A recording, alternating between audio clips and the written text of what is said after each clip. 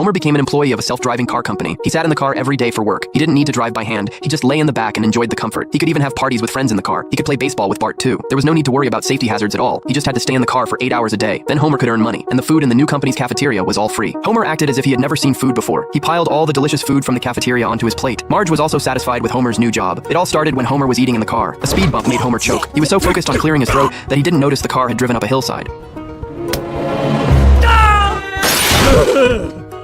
You're fired. Homer was fired by Burns because of this. After losing his job, Homer lay on the sofa all day. His beard grew long. He only watched TV every day. Marge snatched the remote control from him. Just then, Homer saw on TV that a high-tech car company was moving to Springfield. Homer decided to go for an interview. The interviewer said they needed a particularly passive person to test their vehicles.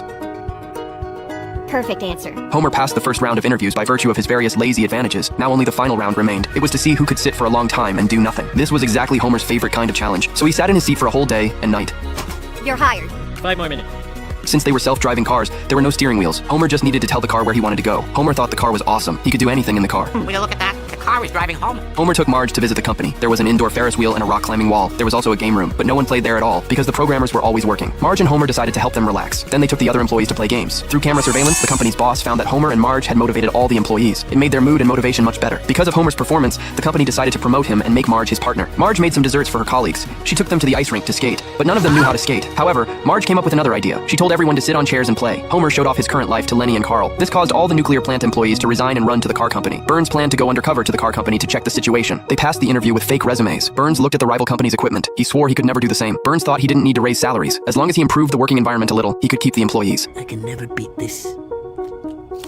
Sorry, it happens. On the other side, Marge and Homer came home from work. The two chatted about superheroes. Soon after, the car drove them to the hero sandwich shop. Marge suspected the car was eavesdropping on their conversation. Homer planned to test it. Hey, Marge, I could go for some donuts.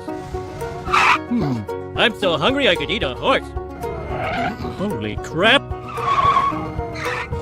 This company is up to some kind of monkey business. Marge thought there was something wrong with the car, but it was actually the company's driving project. The car would use their conversation content, expressions, and stolen personal data to decide which sponsoring company would be responsible for driving. Homer had no power to stop them, because he had signed a non-disclosure agreement when he was hired, but Homer had never read it. We have lawyers that were crossbred with wolves. Well, you prepare to hear from a guy pretending to be my lawyer. Probably Mo. I'm gonna defiantly exit on this moving walkway.